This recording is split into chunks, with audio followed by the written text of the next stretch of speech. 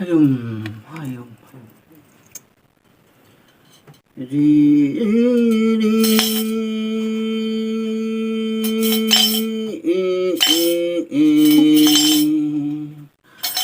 mobile namay ko. No ilan. Re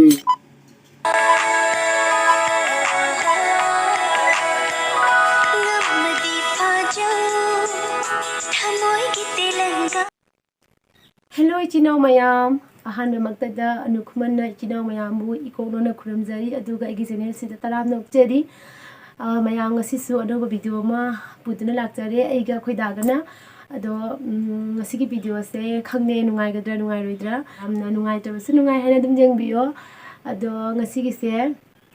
koi Daana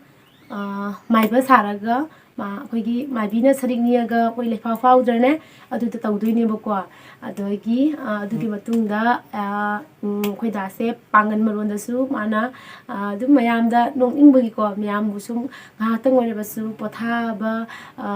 ngamjaraga di haidana ngahatang wale basu mayam nokminse haiduna koi Daana pangan maronda su wahai matek khara ngangakani aduga sanskrit ta su mana news pathokani ado sanskrit mana news padoi se ma sanskrit mo se karigum khangmana te wahai waram wa khangde bako aduga sidu moina pabadugi mawong duda dum ma padoi paraktoine bako ado mai ado aduga ai se matek amtang mayamda kudol tamjarake aigi khwadagi manipurgi favorite singer female da pusparani ma ai khwadagi favorite ne bako ma se ado magi isai matek amtanga ai mayamda la thokjarake ge to mayamna lakna bigano aduga nungai te su mayamna comments ta habiro aduga si hajere ka mayam koidagi maiba laifau hai tare ne maibi laifau ate ko maisi maiba laifau hai duni maiba laifau se yengminse adudi mayam ngasigi maibi laifau phobagi maibi lai tung laifau phau hai tare asigi haujarage maibi laifau phobase haujarage mayam adudi ase sarikti uji kudakta phangdabani ko ase na wen tawjarage sarikche glass manungda sama sapaga tawbane bako asida soiba kya yaursunga pigani aidi atamnana koigi maiba maibi singda karimna jabana chade ngahaki entertainment oinaba ngaktang mibu thamoi pelan bangambrai ngamdabrai do inge tawbani adudi mayam haujarage ko post tu adudi mayam seisina kokhum doine bako kokhum jarage budam ga yaudre puriche adudi mayam haujarage mayam hayum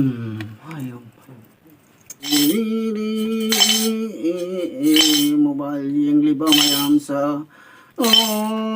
si laibang si munna tabiu munna tadravadi karim ta khaguro pari be ma taudabi makha pangna lairi be manang nai mobile se pairagana khoina nongani numit tabano yengliba YouTube to yengliba YouTube to da video thangalaiba mayam do pari em chawdabi sa kaya wana thangalai noi khangran he na khoina ne he nongani numit tabu mobile do olagane naya higatlagana ne mina wana thangalaiba video do bet comment tawna tawrane na ngai na laiba noi bun he pai na lim tharo he tharo Hai mum saudari hai oi gilam dang oi bibi Anu Khuman ko bibi manang he nangane wan ke yada thawai waram bado nappa ainan he mai mari si jengla ko jen chela jengla gane nuai mang nan nang mune wan ke dagi 2k 3k maya jawra pro pusala badi he pari bin saudari nangan he Nachana wadane 1k jara party tawne na tawra hairam laga tumin laiki bado 1k jago numitu banang na iromba pijagi bida machana wa mukhina warurin he pari bim chawdabi na khoi na nang mun he yam waru pro tawre he makhoi pelan na bagi damak tane he party macha amri taun he pari mum chawdabi yangan he wada tawragan he wada tawdabado makhoi na sawbanan he वादा किया तो निभाना पड़ेगा है ना मुखिना slogan loud लेने पारी मोम चाउदबी हाँ पारी मोम चाउदबी नंगनन है बेबी ब्लॉग बिजेन दबुन है नुआई तना सोन बदली पान उदबा लेतब खंगदब नत्तेन है मासुले बेबी ब्लॉग बिजेन हाना कौरम बदगिने बेबी ब्लॉग किट किट आइना कौगरेगो पारी मोम चाउदबी नंग खंगदब्रन है मानव बेबी ब्लॉग किट किट थोन बदीने है मागी चाक तो चखोम द किट किट लाउना नंबर हाइबन तीन है मागी चैनल अदुबुन है सब्सक्राइब अदुबुन किट किट नमु हाइना किट किट थोन बनी ने पारी मोम चाउदबी हाँ पारी मोम चाउदबी छानो बर है इपाई न माइगे मरी द यंगक पदन है न खोई के माइके मरी द लई जब भयाम अमयाम नसेलन है पेन दुना नंगीन है नहुंगी चैनल सब्सक्राइब करो पद पेन मल्लदनन है पारी बानन है नखोई मयाम पुन मत पार्टी तौरकनी है पारी मोम चाउदबी थवाई वानुन है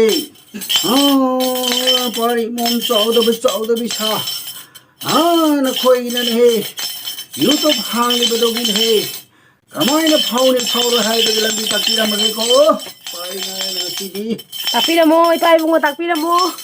अदो तब हाइरके नंग साइदगी थवाई वाना लेबिने ngसाइना कोको हाइरक यादरे पारी मोम अपंगमी नंग मुन हे काफोक सरुरे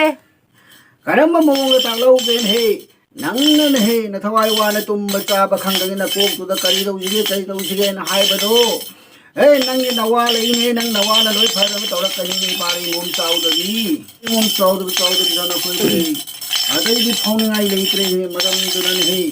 Masih matang sudah loisel lagi ko may bawa si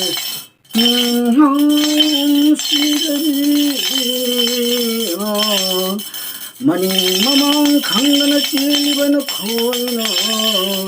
Anu Khuman channel bo subscribe do kit thandiram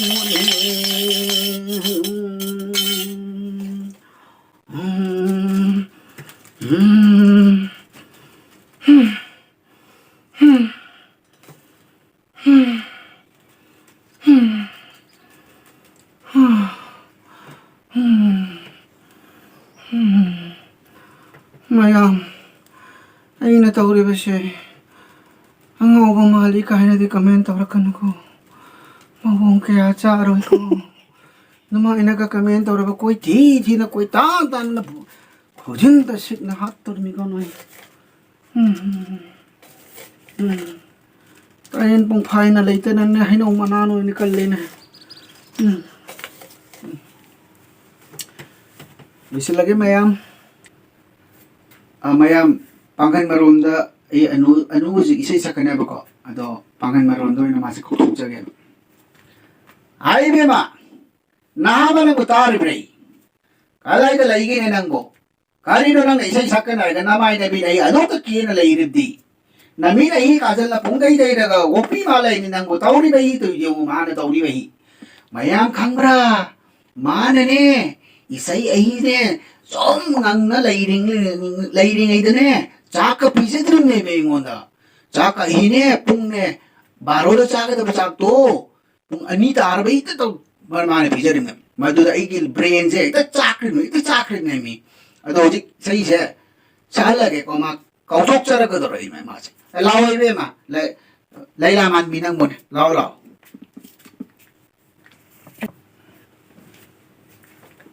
Hi Mayam. Mayam ay pusparani gi ise makhak ay saglak ke bako hauji baire loi ba pusparani gi wakhal gi hana tawba isai dune si isai se magi lyrics se yam pamje bako ado mate amtang ngake kaina haidi aina yamna pamjaba do isai se adudugi ne bako ado bayamna ai isai se tar matang dalak na birakano ba ai kise sul ka chingba haiba natte aina dum mate ko mayam da tahaning bagini ado mayam na su pusparani gi si isai se tabiyo ba ko si bane isai se hodalage mayam wakalgi haura pamoy bana nongmatasu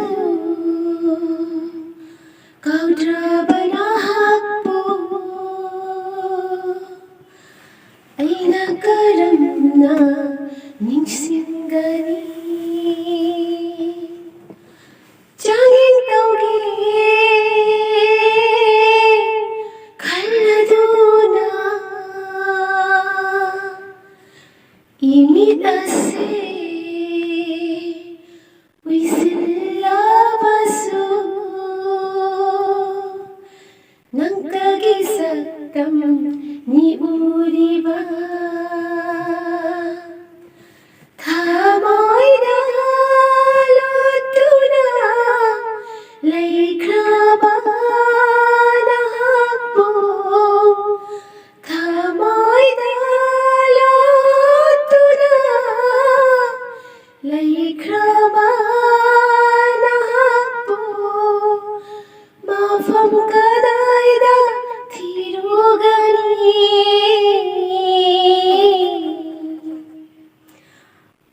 mayam loijare jam sang sa loige bako ado mayam langna bigano bise se thi kholi makhonje phajade na langna bigano kaisi phajadabani bako ai Pushparani की से यामना पामजरुबगी सरक बने the कोई मथंगी से कोई दादगी जेंबिरसे मथंग सिदी कोई दादगी मा Sanskrit news पादोइने बको Sanskrit मरों कसमा कछु खंगबो नतेबा अदु मानबगी मानदम पारक्तोइने दु मयामदा मयाम हाइदि हाक्तंग ओरे सुनुंग नबगी अदु पाजरतुइने बनिउसे अदु मयाम तामिनरसे mayam संस्कृत पाव मतेम पाजरके संस्कृत के सुगंग देखो सुम मगी मगोंदो मगी मरोंदो दु हाइफेट मानाना सुम तौबनी मयाम के एंटरटेन होइना तौबनी होइना बाइन तौबनी को अदो पाव दो हौजरागे को संस्कृत वाताः स्वयंतम प्रवाचनीयः अनुमवा भारतीय प्रधानमंत्री नरेंद्र मोदी कसार यात्रास्तमः अंतिस्ताः मणिपुरः चीफ मिनिस्टरः नोंथोंबम बीरेन सिंह दिल्ली यात्रास्तमः अंतिस्ताः स्वयंतमः न्यू ईयर कमिंग सून ओल Chandam Leikai self help group picnic चतस्तमः यात्रास्तम रेडीस्तमः Shrimati Anuprada Singh self help group president संस्कृत वाताः स्वयंतम प्रवाचनीयः अनुमव यूट्यूबर सब्सक्राइबर्स कमस्तम जर्नलिस्ट ट्राई कमस्तम ऑल कसार YouTubers association president Shri Anu Khuman बोलस्तम न्यू सब्सक्राइबर नहीं मिलतस्ता इतिस्तम यूट्यूबर बेबी ब्लॉग नामस्तम स्थापित अभी बेबी ब्लॉग किट किट channel हस्तम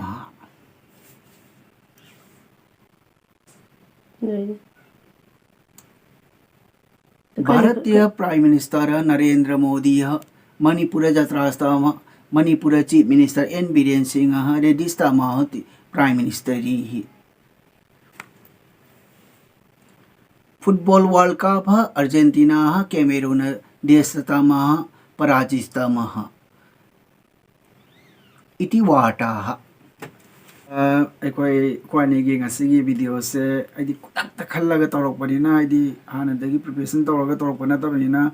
yam idea yam lau hebe yade ko aduna mayam nungai trasu nungai thopiu penthopiu aduga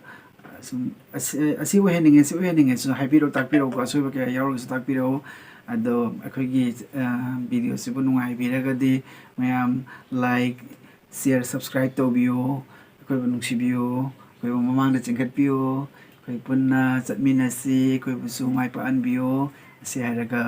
मयाम दगी बिदाई नि luxury thank you bye bye